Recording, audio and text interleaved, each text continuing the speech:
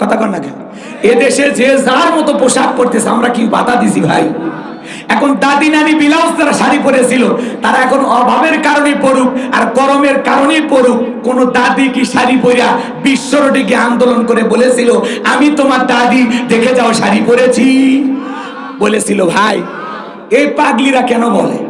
এরা ব্লাউজ ছাড়া শাড়ি পরে পুরো পিঠটা এমন কায়দায় ফাঁকা রাখছে মনে হয় আর্জেন্টিনা আর ব্রাজিলের ফুটবল ম্যাচ হবে। কথা বল ঠিক কিনা? তুমি দাদি নানির সাথে তুলনা দাও। দাদি নানি 12 হাত শাড়ি ব্লাউজ ছাড়া পরে এমন কায়দায় দেহটা ঢাকছে, কোনো কিছু দেখার উপায় নাই। দাদি নানির তো তুলনায় হয় না। আগেকার দাদি নানি কত ভালো, কত ভালো।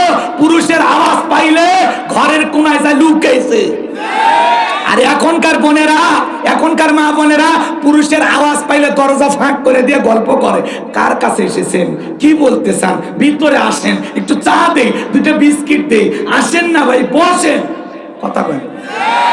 এমন কায়দায় ডাকাডাকি করে আর খোঁজ খবর নেয় মনে হয় আর মায়ের পেটের ভাই। আপনারা কোন দেখা করা জায়েজ আছে? কথা কোন দেখা করা জায়েজ আছে?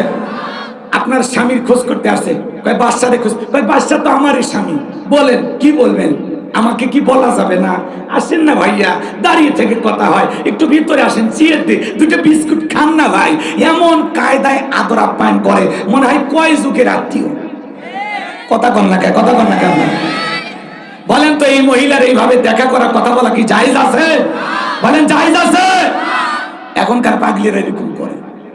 আর আগেকার দাদি নানি কত ভালো, পুরুষের কণ্ঠ পাইলে ঘরের ভিতর লুকাইছে। আর এখনকার গুলো স্বামীকেও অত নরম সুরে ডাকে না, আসেন বসে, কথা কয় না, কথা কয় না।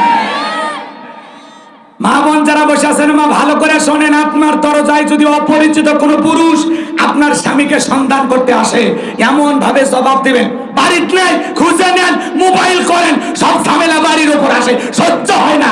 আপনি এমন ভাবে জবাব দিবেন যাতে ওই মনে করে বাপ রে বাপ, এটা মহিলা না বাঘিনী। আপনার দুয়ারে আর জীবনে যান আপনার স্বামীর সন্ধান করতে না আসে, আর আপনি রোমান্টিক ব্যবহার শুরু করছেন, আসেন না। আল্লাহ নারীদেরকে হেদায়েত দান করুন। জোরে কোন আমিন, আরো জোরে বলেন আমিন। কষ্ট হচ্ছে নাকি আপনাদের? ওই সমস্ত বোনেরা আন্দোলন করে পোশাকের স্বাধীনতা চাই, এই কথা বলে ওরা আন্দোলন করলো। ওই সমস্ত বোনদেরকে আমরা বলেছিলাম যে শোনো, তোমরা পোশাক পরেও অর্ধলঙ্গ হয়ে চলতে চাও, যেটুকু পোশাক পরে আসো সেটুকু পরে থাকতে চাও না, এজন্য পোশাকের স্বাধীনতার আন্দোলন করো। গুগলে সার্চ দিয়ে দেখো কোন দেশে পোশাক ছাড়া মানুষ বসবাস করে, পাসপোর্ট ভিসা লাগাইয়া সেই দেশে চলে যাও। তোদের মতো মহিলার জন্য এদেশের কুকুরও কাটবে না। কথা কোন ঠিক কিনা? কিন্তু এটা মুসলমানের বাংলাদেশ, আলেম ওলামাদের বাংলাদেশ।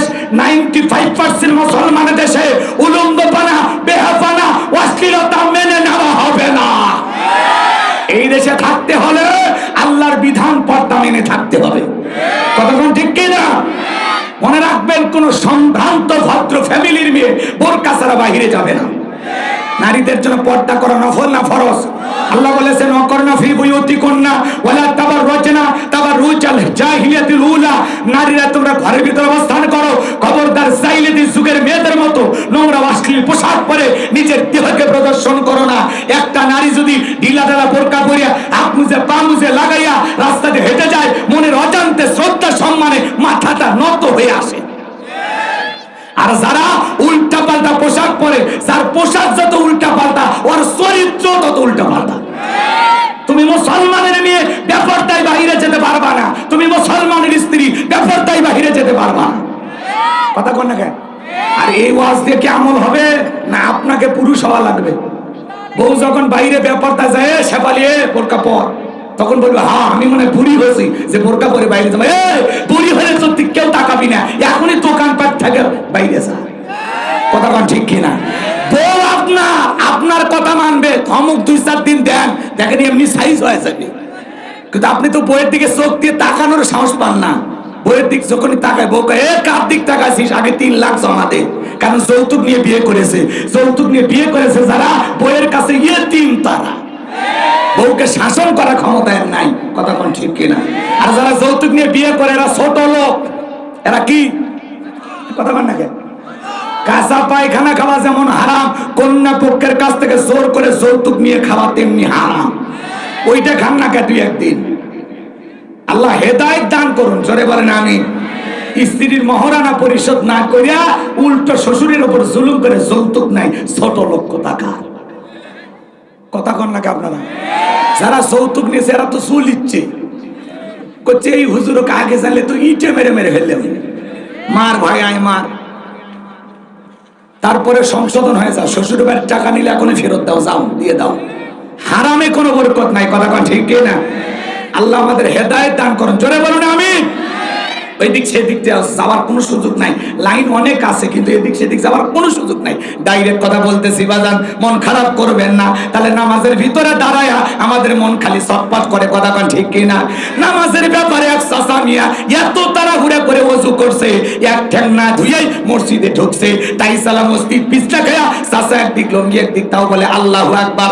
মানুষ কয় চাচা লঙ্গি খুলে গেছে, আগে লঙ্গি ঠিক করেন, কোন আগে জামাত ধরি।